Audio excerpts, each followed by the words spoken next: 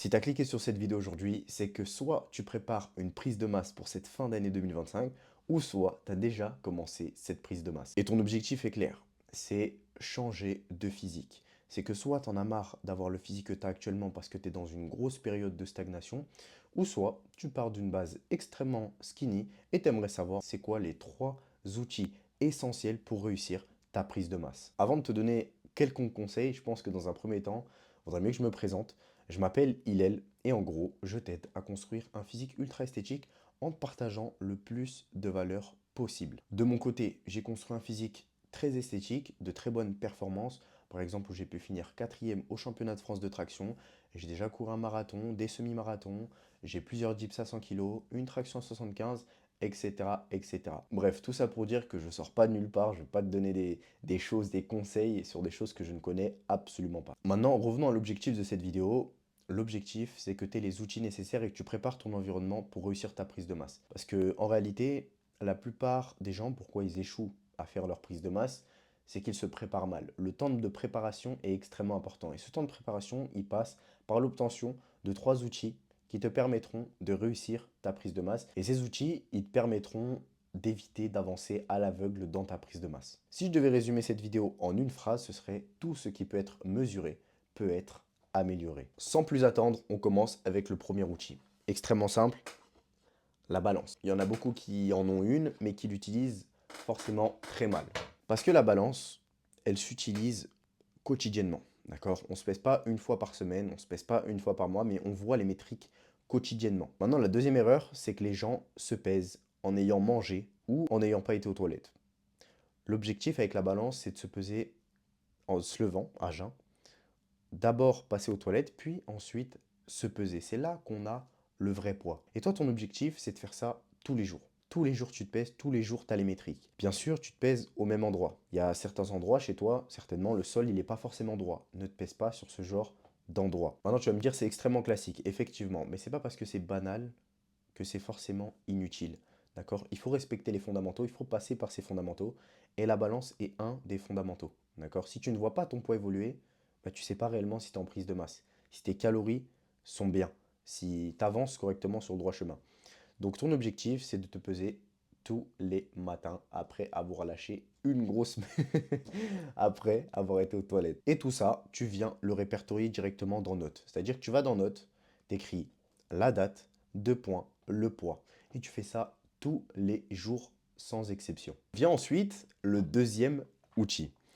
C'est sa petite sœur, la petite balance alimentaire. Alors celle-ci, elle est essentielle. Parce que si tu ne pèses pas tes aliments, si tu avances à l'aveugle, tu vas avoir un résultat abstrait.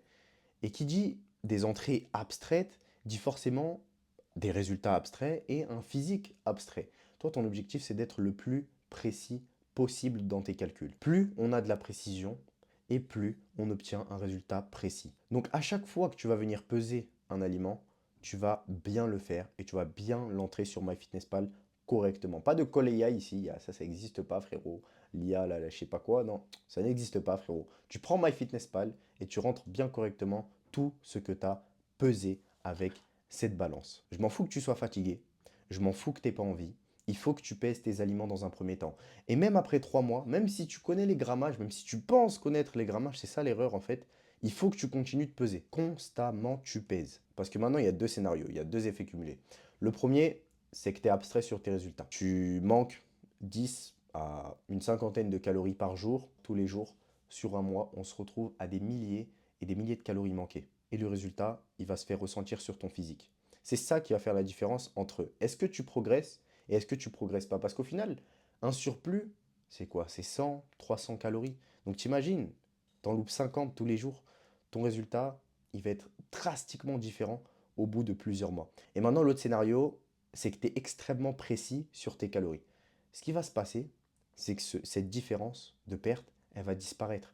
Et c'est vraiment ce qui va faire la différence sur quelqu'un qui stagne et quelqu'un qui évolue. Maintenant, si tu n'es pas capable de mettre ton ego de côté pour pouvoir bien compter tes calories, c'est que tu ne veux pas réellement réussir ta prise de masse, c'est que tu penses que les résultats ils vont arriver de manière magique. Maintenant vient le troisième outil essentiel pour réussir sa prise de masse, le blender mon pote. Parce qu'en fait, pour se simplifier la vie, il faut que tu aies au moins un repas liquide. Au moins un repas liquide. Certains jours, on n'est pas forcément enclin à pouvoir manger beaucoup. Et en fait, mettre un maximum de calories dans du liquide dans un repas, ça fait que les autres repas seront plus déchargés et donc du coup plus simple aussi à assimiler.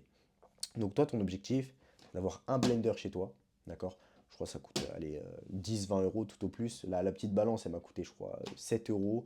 Et la balance, la grande balance, le pèse-personne, il m'a coûté 12,95 € chez Action. Je vous donne le petit plan. Le blender, en fait, il a vraiment pour objectif de te décharger. Tu dois te faire un repas liquide. C'est obligatoire pendant une prise de masse pour être vraiment tranquille. Parce que c'est sûr qu'à côté, t'as pas que à faire une prise de masse. D'accord? À côté, tu as certainement un taf, tu as des études, tu as des choses qui font que ça va être compliqué de taper tes calories. Ça va être compliqué de pouvoir faire des repas, de pouvoir cuisiner tous ces repas. Parce que au final, moi, ça me prend combien de temps pour faire mon shaker du matin? Il est à 950 calories le shaker du matin, 67 grammes de prot. Ça me prend 5 minutes pour le préparer et 5 minutes pour le manger, c'est-à-dire 10 minutes en général. Donc franchement, c'est vraiment un game changer en termes de temps, en termes de calories assimilées et en termes de déchargement pour les futurs repas, tout simplement. Et bien évidemment, la règle s'applique, il faut peser.